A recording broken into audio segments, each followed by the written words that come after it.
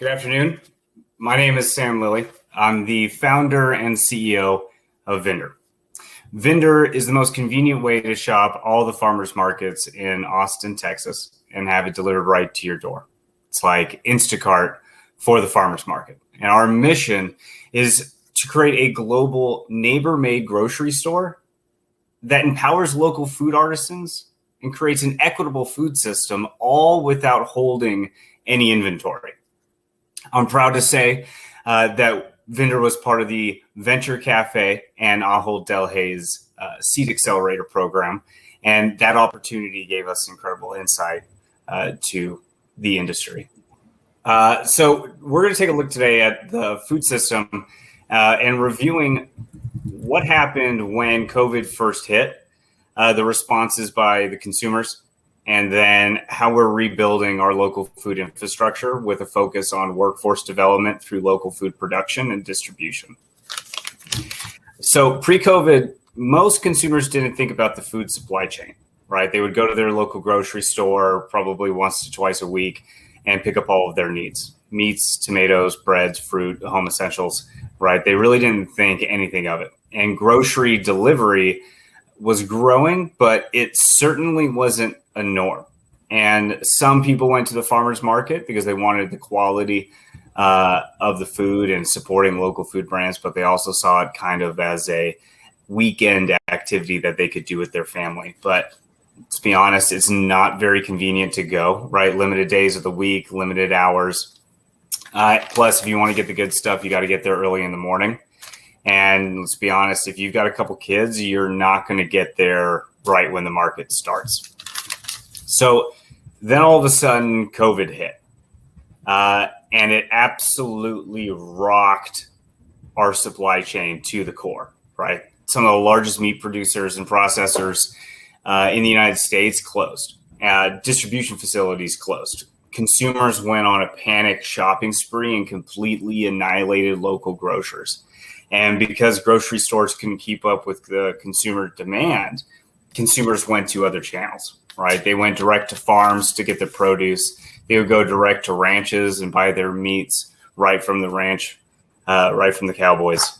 And baker's yeast sold out of the shelves in unprecedented speeds, right? As home baking began trending, baker's yeast just disappeared.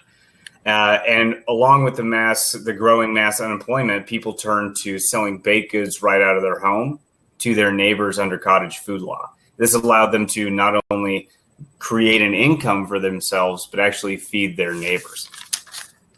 And for those of you who don't know, cottage food law is available in 49 out of 50 states. The only state of it it's not available in is South Carolina. That's okay. In the great state of Texas, you can sell up to $50,000 a year out of your home kitchen direct to consumers without a business license or any kind of FDA inspection. It's not hot meals. It's non-temperature controlled products. So we're talking breads, cookies, jams, honey, pickles, kimchi, salsas. There's quite a bit that you can actually sell through cottage food law. So where's Vinder in all of this, right? So pre-COVID, we had focused on home gardeners selling produce direct to their neighbors. Seems like great timing, right? And I had started the company on my bicycle, and I had asked all my neighbors if I could sell what was in their yards to members of the gym where I was working. And I made the deliveries all on my bicycle. And over 3 months, I had delivered about 300 pounds of produce between my neighbors. Then we built out mobile apps and launched the mobile apps, and it allowed me to kind of step back away from the bicycle, not bike 100 miles a week anymore, and buyers and sellers would arrange their own pickup and delivery. But in all honesty, it didn't really work out that well, right? Americans, they don't eat a lot of produce. We're talking about $16 of produce a week. It's pretty abysmal, and they're also pretty lazy, right? They want the convenience of having it delivered right to their house. When COVID hit, though, we really saw what was going on, right? We saw that people didn't want to go to stores. They wanted it all delivered right to their home. They wanted the convenience of being able to shop. And they really needed to find local food or just food in general, right? The grocery stores were empty. Where were they going to turn? And we saw this rise in cottage sellers and cottage food. And so we started onboarding local cottage sellers, and we hired a delivery team. And we helped community members actually start making an income while feeding their neighbors. People started making thousands of dollars a month just selling macaroons or growing produce and selling their produce to their neighbors. It was incredible to be able to watch a community really come together in an emergency situation such as this one. But after a few months, we actually saw that the supply chain started fixing itself, which is phenomenal, right? People returned purchasing from more traditional channels. However, delivery now became a norm.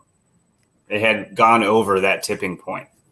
Companies started hiring again. So we started seeing a decline in unemployment numbers, mainly because remote work has now become the norm. So now people can work out of their house.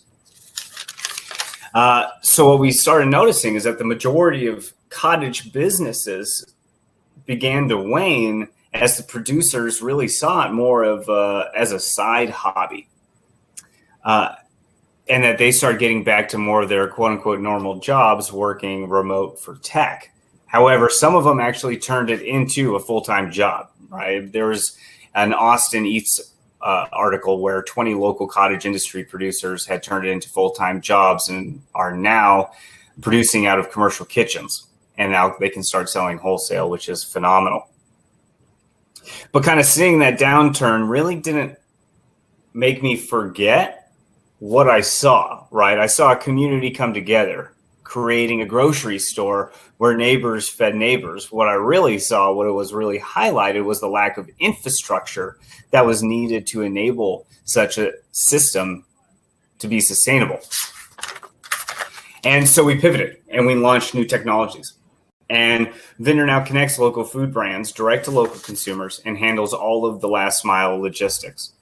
We partner with commercial kitchens to onboard their tenants. And these tenants aren't restaurants. These aren't ghost kitchens, right? These tenants are local CPG and grocery brands. They already have pre-existing customers. They're doing about 100K in ARR, and they're selling direct to consumer through farmers markets or through their own online channels, handling their own delivery.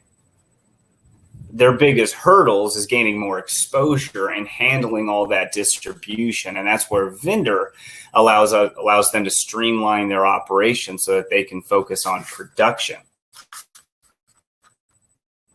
So, Sam, we had some issues in your video feed and also with audio feed. Okay. So I'll suggest if you can repeat your last part once more, like last few minutes that you spoke. Like, can you summarize it for someone who just assume that someone missed your last 5 minutes or last 3-4 minutes? And yeah. Can you quickly summarize what you said, like in your own words? Yeah.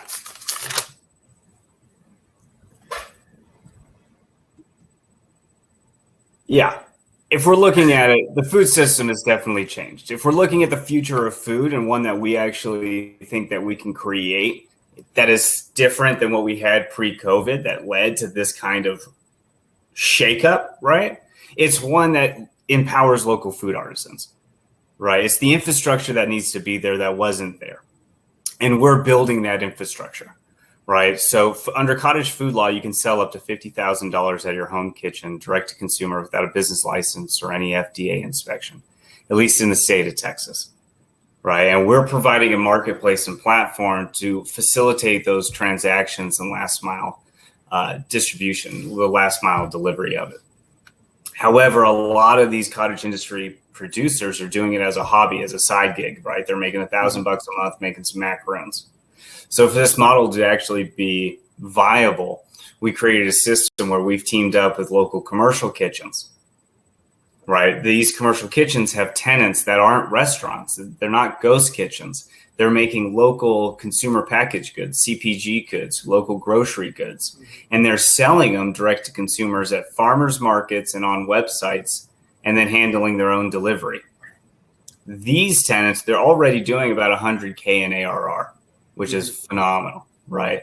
They've got pre-existing customers. They know their numbers, and they know that their biggest pain points, their biggest hurdles is gaining more exposure and then handling the distribution that comes with growth.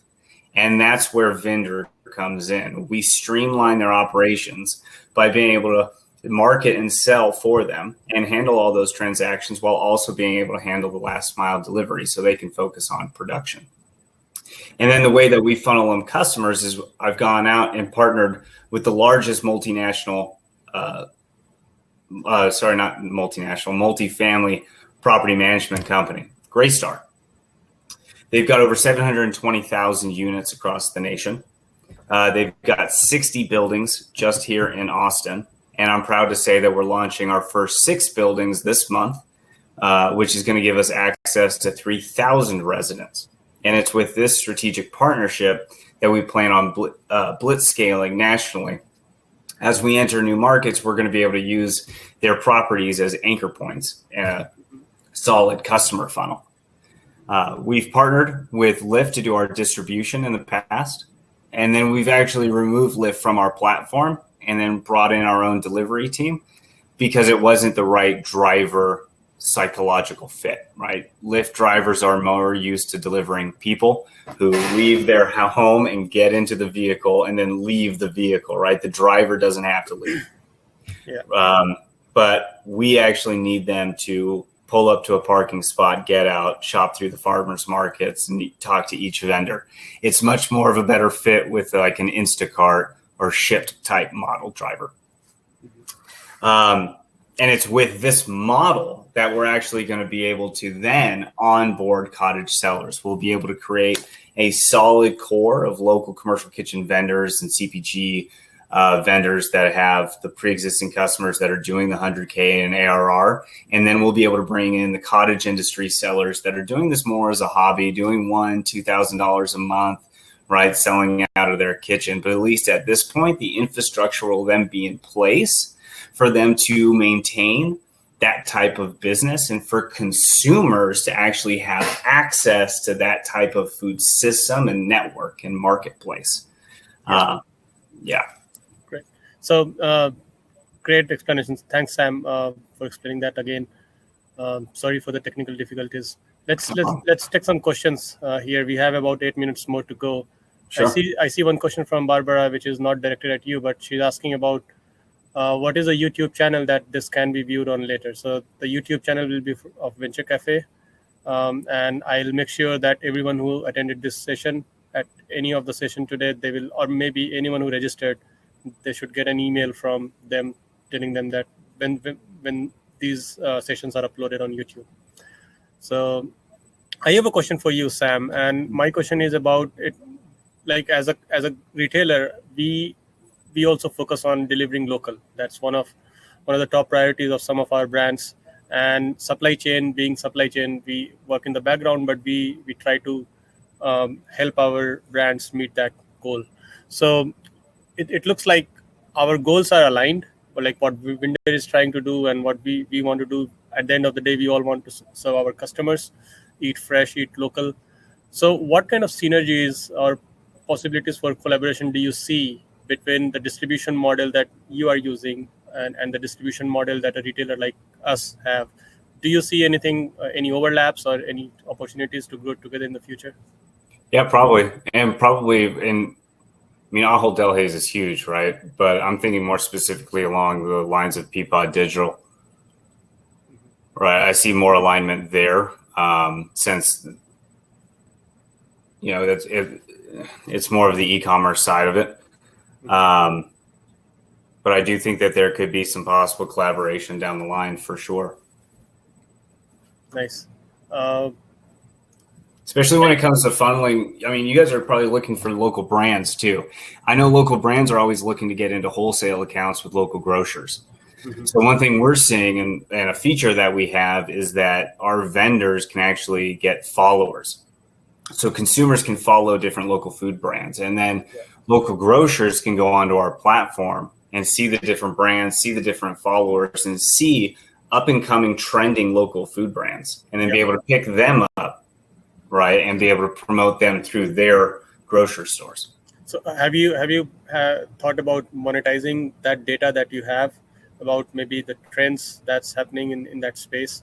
like which vendor is selling more, which vendor is selling less, things like that?